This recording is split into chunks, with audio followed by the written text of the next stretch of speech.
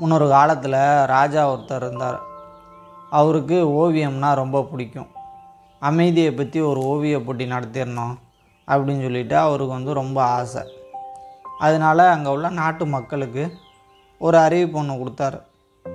உள்ள அமைதியை பற்றி சிறப்பாக ஓவியம் வரைகிறவங்களுக்கு நீங்கள் நினச்சி பார்க்க முடியாத அளவுக்கு பரிசுகள் வழங்கப்படும் அப்படின்ற அறிவிப்பை கொடுத்தார். அந்த அறிவிப்புலேயே தேதி நேரம் எல்லாத்தையுமே கொடுத்துருந்தார். இப்போ அந்த தேதியில் போட்டியில் கலந்துக்கிறதுக்கு அரண்மனைக்கு ஓவியர்கள் எல்லாருமே வந்திருந்தாங்க. இப்போ அவங்களுக்கான நேரம் கொடுக்கப்பட்டுச்சு. இன்றைக்கி மாலைக்குள்ளார இந்த ஓவியத்தை முடிச்சிடணும் அப்படின்னு சொல்லிட்டு நேரம் கொடுக்கப்பட்டுச்சு. இப்போ எல்லாருமே ஓவியம் வரைய ஆரம்பித்தாங்க. ஓவியம் அன்றைக்கி மாலைக்குள்ளார எல்லாருமே ஓவியத்தை வரைஞ்சி முடிச்சிட்டாங்க. இப்போ அடுத்து இந்த ராஜா இந்த ஓவியங்களை தேர்ந்தெடுக்கணும். இந்த ஓவியங்கள் எல்லாமே சிறப்பாக இருந்தது. அவருக்கே தேர்ந்தெடுக்கிறதுக்கு ரொம்ப கடினமாக இருந்தது. எந்த ஓவியத்தை தேர்ந்தெடுக்கிறது, எந்த ஓவியத்தை விடுறது அப்படின்ற அளவுக்கு எல்லாமே சிறப்பாக வரைஞ்சிருந்தாங்க. எப்படியோ ஒரு வழியாக ஒரு 2 ஓவியத்தை தேர்ந்தெடுத்தார். இந்த 2 ஓவியமும் ரொம்ப நேர்த்தியாகவே இருந்தது.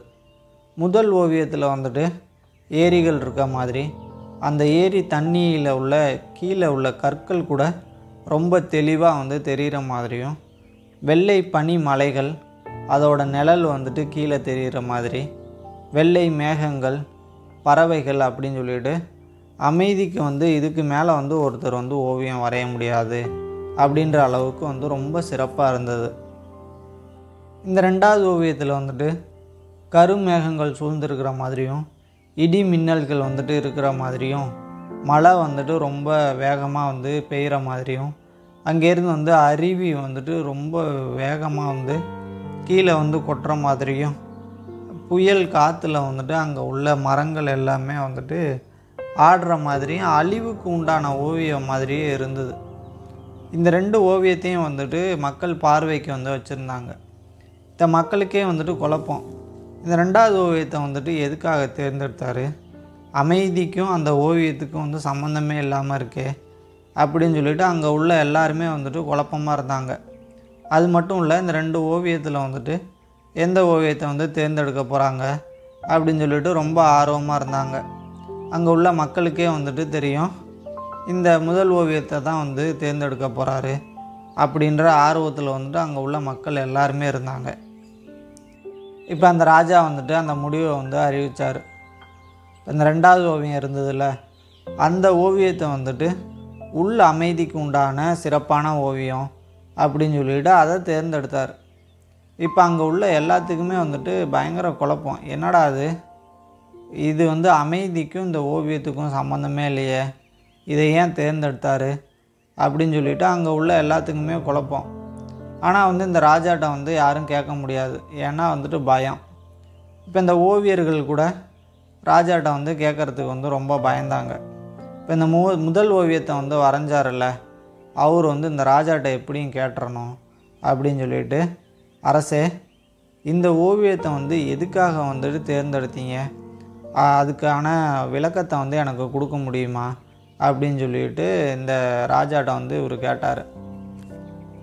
இதுக்கு இந்த ராஜா சிரிச்சுக்கிட்டு, இந்த ஓவியத்தை நீங்கள் உன்னிப்பாக கவனிச்சிருக்க முடியாது, இந்த ஓவியத்தை கவனித்து பாருங்கள்.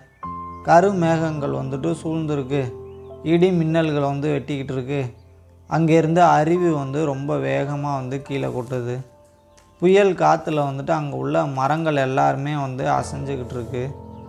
இப்போ அந்த மரக்கிளையில் ஒரு குருவி தன்னோட குஞ்சுகளோட ரொம்ப அமைதியாக உட்காந்து அந்த குஞ்சுகளுக்கு அந்த தாய்க்குருவி இறை ஊட்டிக்கிட்டு இருக்கு.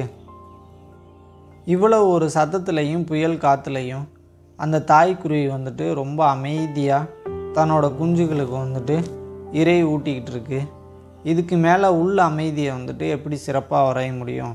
அதனால தான் இந்த 2வது ஓவியத்தை சிறப்பான ஓவியமாக நான் தேர்ந்தெடுத்தேன் அப்படின்னு சொல்லிட்டு அந்த ராஜா சொன்னார். இதே மாதிரி தான் நம்மளோட வாழ்க்கையிலையும் நம்ம அமைதியை வெளிப்புறத்தில் எங்கே கிடைக்கும் அப்படின்னு சொல்லிட்டு நம்ம வெளிப்புறத்தில் தேடிக்கிட்டு இருக்கோம். ஆனால் அமைதி அப்படிங்கிறது நமக்கு உள்ளார தான் இருக்குது அப்படிங்கிறது நமக்கு தெரியறதே இல்லை. இந்த ரெண்டாவது ஓவியத்தில் எப்படி வந்துட்டு கருமேகங்கள் சூழ்ந்திருக்கு, இடி மின்னல்கள்லாம் வந்து வெட்டிகிட்ருக்கு, பெரிய அருவி வந்து அங்கேருந்து வேகமாக வந்து கொட்டுது, புயல் காற்று வந்து பயங்கரமாக வீசுது.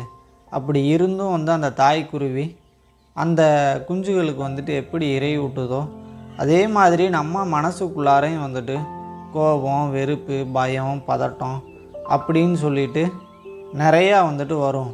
அது எல்லாத்தையும் கடந்து இந்த தாய்க்குருவி மாதிரி நம்ம வந்துட்டு ரொம்ப அமைதியாக வந்து இருக்கணும்.